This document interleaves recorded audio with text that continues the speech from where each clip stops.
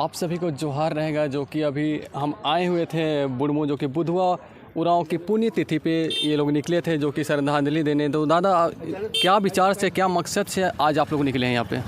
बुधवा उरांव जी इस इलाके में यहाँ के किसानों को जगाने में, यहाँ के जो आदिवासी हैं उनकी लड़ाई लड़ने में अगुआ कम्युनिस्ट लीडर थे, वो आज हमारे बीच नहीं है जी। लेकिन आज पूरे राज्य की स्थिति जो है, देश की जो स्थिति है, आज बुधवा जी जिस रास्ते को हम लोगों को दिखाया है, यहाँ की जनता को दिखाया है, उस रास्ते को, और हम लोग को उस रास्ते पे आगे बढ़ने की ज़रूरत है। इसलिए जब हम आज बुधवा जी को याद कर रहे हैं तो बुधवा जी ने कहा था कि जो भी शोषण और जुल्म की ताकतें हैं, उन ताकतों के ख़िलाफ़ हमको लड़ाई को आगे बढ़ाना है और मज़दूर किसानों का जो सपना है, मज़दूर किसानों का हक अधिकार का जो संघर्ष है, उसको आगे बढ़ाना है। आज पूरे देश में फांसीवादी ताकतें मोदी सरकार के नेतृत्व में हमला कर रही हैं, आदिवासियों पर हमला कर रही हैं।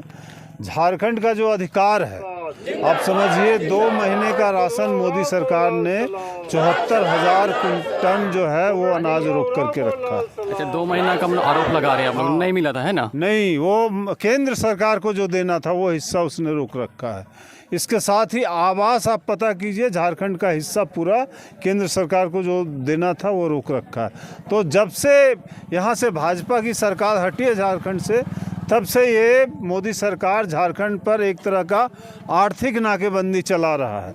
इस लड़ाई को भी झारखंड के लोग, यहाँ के आदिवासी, यहाँ के गरीब लोग लड़ेंगे, अपना अधिकार केंद्र से भी लेंगे।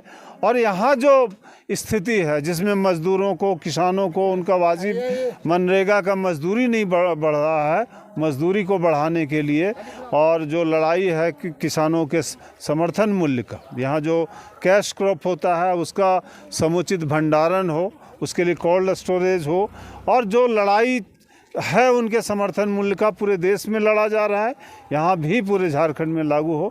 इसकी लड़ाई के लिए बुधवा जी ने अपने समय से ही शुरू किया था। हम लोग उस लड़ाई को भाकपा माले यहाँ तेज़ करेंगे। अभी तो यहाँ झारखंड में देखा जाए तो जेएमएम की सरकार है, तो क्या इससे आप लोग खुश नहीं है क्या? जो काम होना चाहिए वो काम अभी नहीं हुआ है, लेकिन हम लोग देख रहे हैं कि जिन स्थितियों में मोदी सरकार तमाम विपक्ष की, तमाम सरकारों का हाथ बांधने की कोशिश कर रही है। केवल झारखंड की बात नहीं है, जैसा कि मैंने कहा, जो अनाज देना था मोदी को, वो अनाज उसने रोक रखा है। जो जीएसटी का हिस्सा मिलना चाहिए था झारखंड को, वो जीएसटी का हिस्सा रोक रखा है। तो मैं समझता हूँ, लेकिन जो वादा किया गया था, जो रोज़गार का 2 करोड़ रोज़गार का, मोदी सरकार ने उसको कहीं नहीं किया। और यहाँ झारखंड जाना जाता है, जैसे यहाँ हटिया है, बोकारो का सेल है, तो ये जाना जाता है यहाँ के सार्वजनिक उद्योगों के वजह से। लेकिन आज सार्वजनिक उद्योग ठप हैं और उनका निजीकरण किया जा रहा है, छंटनी किया जा रहा है। हटिया आप सुने ही हैं कि वो हटिया है, वो HEC है, जिसके ज़रिए यहाँ से इसरो ने चंद्रयान को भेजा था, सफलता पाई थी। उन वहाँ के मज़दूरों का 2 साल से वेतन रुका हुआ है ना? तो आप समझ सकते हैं कि अगर मज़दूरों को वेतन नहीं मिलेगा, आप यहाँ का रेल, यहाँ का सेल, यहाँ का HEC, यहाँ का कोल सब बेच डालिएगा, तो यहाँ के लोगों को रोज़गार कैसे मिलेगा? तो ये लड़ाई हम लोगों को लड़नी है। और हम लोग समझते हैं कि हेमंत सोरेन को भी, अगर उनका हाथ बांधा जा रहा है हेमंत सरकार का, तो उनको भी अपने पार्टी को निर्देश देना चाहिए कि वो सड़कों पर आएँ। इसलिए हम लोग चाहते हैं, बिल्कुल ही चाहते हैं कि लड़ाई, झारखंड के हक और अधिकार की लड़ाई तेज हो। झारखंड के लोग सरना कोड के मांग कर रहे हैं, अभी तक केंद्र से कुछ हुआ नहीं है सर, तो क्या बोलना चाहिएगा?